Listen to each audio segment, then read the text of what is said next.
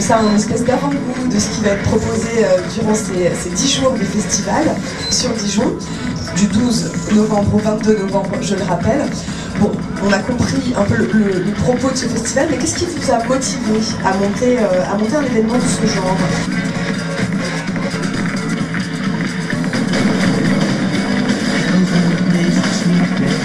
La Bohémique, c'est un festival du 12 au 22 novembre sur Dijon consacré au spectacle vivant et aux nouvelles technologies, nouveaux médias. On veut promouvoir une création de laboratoire, c'est-à-dire que c'est une création qui est hybride, voilà, qu'on peut dire pluridisciplinaire, transdisciplinaire, et c'est quelque chose qu'on ne peut pas forcément ranger dans des cases traditionnelles comme théâtre, danse, musique, art plastique. Voilà, donc c'est la création de laboratoire parce que ça peut englober tous ces arts. C'est un travail de recherche sur des nouvelles formes, sur des nouvelles formes d'expression. Et ça s'appelle la Bohémique en effet parce qu'on s'intéresse à cette création de laboratoire, de recherche et d'innovation. Nous, ce qui nous intéresse en fait, c'est vraiment d'être plongé dans un univers en fait. C'est vraiment en tant que spectateur, c'est vraiment entrer en tant que spectateur, moi, c'est une force que je retrouve dans le cinéma en fait.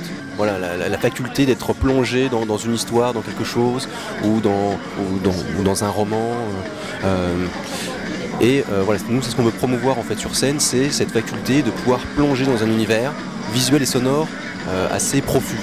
Voilà, et donc évidemment, il y a beaucoup de vidéos, il y a beaucoup de projections vidéo, il y a beaucoup de musique. À la fois, il y a 2 concerts virtuels pendant la programmation du festival. Donc c'est des musiciens qui sont projetés, qui ne sont pas présents sur scène. Il y a aussi un concert à la vapeur, Futurino, avec le groupe Rhinocéros. Autrement il y a de la danse, il y a des performances sur des textes parlés. Il y a des performances d'écriture sur un ordinateur qui est projeté, juste du texte projeté, pas du texte joué comme on peut le voir au théâtre. C'est des formes comme ça qu'on peut voir dans le festival La Bohémique.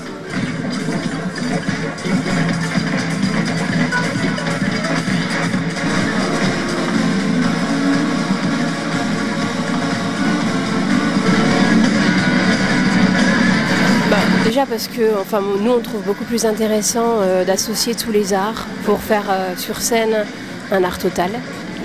Et puis aussi, les nouveaux médias, ça permet de créer une atmosphère immersive, c'est-à-dire qui enveloppe les spectateurs dans un décor sonore, visuel, tactile des fois. L'art numérique, ça peut être aussi tactile, c'est plus pour les installations. Nous, c'est du spectacle vivant, c'est sur scène. Voilà pourquoi ce mélange des arts. Les nouveaux médias, c'est pas l'art de l'ordinateur, c'est de l'art, c'est de la création artistique, scénique, mais au départ, il y a une structure qui est imposée, on va dire, imposée ou programmée par des patchs, des logiciels informatiques. On a vu que par exemple, la danse et la musique s'approprient beaucoup mieux et plus facilement et plus naturellement le numérique, alors que le théâtre a encore beaucoup de mal, parce qu'il y a aussi la présence du texte, voilà, et que le comédien au théâtre est vraiment important, très important. Voilà. Alors le problème du théâtre, c'est qu'on le filme encore beaucoup trop comme vouloir représenter à tout prix la création théâtrale. Voilà, ça, il ne faut plus le filmer comme ça. Par exemple, Romeo Castellucci, qui est un grand metteur en scène italien, utilise beaucoup les nouvelles technologies. Et lui, quand il vend les DVD de ses spectacles, ça n'a plus rien à voir avec ce qui s'est passé sur scène. En fait, c'est une autre création, c'est un film, c'est une vidéo. Ça ressemble. Il y a des moments qui se passent sur scène, mais c'est complètement reformé, reformulé pour la vidéo. Voilà, c'est plus une vidéo d'un spectacle, c'est un spectacle à travers une vidéo. C'est autre chose. Et en fait, c'est un moyen, la vidéo, l'art numérique, c'est un moyen sur scène de créer d'autres formes, de trouver d'autres codes scéniques, voilà, d'élargir l'espace, d'élargir le temps, de l'envisager autrement, de les envisager autrement.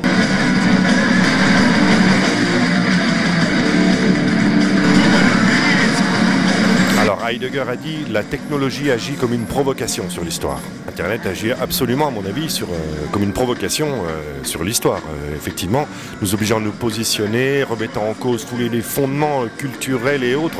Enfin, on le voit avec la récente loi contre le téléchargement illégal en France, qui a divisé la droite, la gauche dans tous les sens. Plus personne ne savait, quand on n'a pas retrouvé le clivage habituel droite-gauche. Là, c'était un peu confus, même les artistes eux-mêmes ne savent plus trop quoi.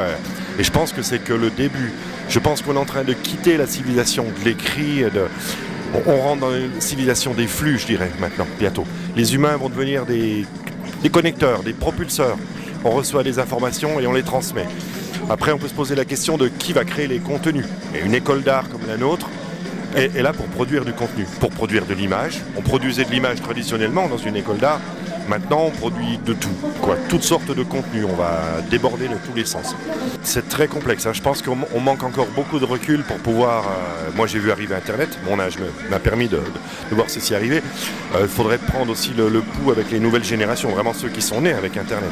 Je pense qu'eux ils vont inventer des usages inédits d'Internet, forcément. C'est quand même les usages qui vont faire d'Internet ce que ça va être plus dans le futur. Je pense que... Bon, là, je vais faire un peu de futurologie. Je pense qu'on va peut-être s'orienter vers un Internet sans site web, bientôt. Je pense que les sites web, ça c'est une survivance de l'ancien monde, un peu du papier, la civilisation du papier, On a encore eu des images, des textes écrits à l'écran, mais bientôt, je pense qu'on va peut-être rentrer dans des flux. Alors moi, je suis un créateur, là. Pour le coup, là, on propose un spectacle avec des étudiants de l'école Média Art de Chalon-sur-Saône, tourné autour du cinéma. Et on utilise les nouvelles technologies pour interroger ce vieux médium, maintenant que le cinéma, quand même. Il a quand même un âge respectable maintenant. Et alors notre proposition s'appelle le passage secret au pluriel. Et en fait, il s'agit de passage secret entre le son et l'image. On va se baser sur deux films du cinéma, Un film d'Antonioni, Blow Up, 1969, je pense, et Blow Out de Brian De Palma, qui doit être des années 90 à peu près. Et on les mixe les deux, puisque l'un est le remake de l'autre, en réfléchissant sur ce qu'ils font de l'image, le son, tout ça.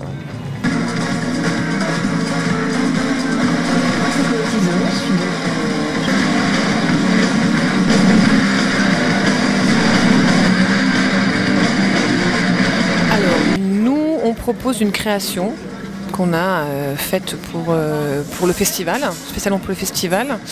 Donc moi je suis vidéaste et prof de vidéo et de multimédia à l'école d'art de Chalon-sur-Saône. Et avec Jacques Vanet, on a créé Passage secret qui passe le 20 novembre à la vapeur à Dijon. Ça dépend, voilà. Alors, parce que moi je suis vidéaste et j'aime autant le cinéma, donc qui est l'art du montage, on est d'accord, de la narration. Donc là, clairement, le montage est nécessaire, il n'y a pas le choix. Et par contre, je suis aussi vidéaste, donc je fais de l'art vidéo. Et là, la notion de montage est complètement obsolète. C'est-à-dire qu'on peut filmer en plan fixe pendant 10 minutes quelque chose et le montrer tel quel, sans montage, à l'état brut, On sert un propos et non pas une histoire, on va dire. Et quand on fait une histoire, effectivement, quand on fait du cinéma, de la narration, le montage est obligatoire, mais autrement non. Oui.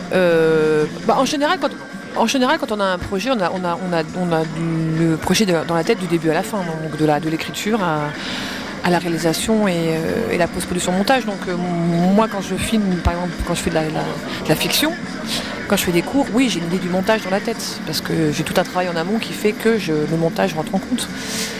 Et donc, c'est ce que je fais avec mes étudiants, c'est-à-dire que je les incite à utiliser tous les moyens de captation, on va dire, tout simplement, pour pouvoir créer et utiliser l'image. Voilà. Alors après, il y a des puristes de l'image qui disent « Oh là là, il faut une HDV, par exemple, comme la vôtre, il faut tourner qu'en 35 mm, enfin voilà. » Mais non, moi je crois que c'est... par exemple, dans notre performance, là, pour la Baumatique, on utilise des images de cinéma, pour le coup, qui sont de très belles images, mais on les transforme, on en fait autre chose. Et du coup, effectivement, le fait de les passer en vidéo, en numérique, on les agrandit, on les pixelise, donc on les transforme, mais elles sont toujours aussi belles. Alors, parce qu'on en fait quelque chose de beau, pour le coup. Donc moi je ne suis pas sûre que d'utiliser uniquement du HDV ou du 4K ou tout ce qu'on veut, ça fasse la beauté de l'image. Non, c'est le propos qui est derrière et l'œil de celui qui filme qui fait la beauté de l'image.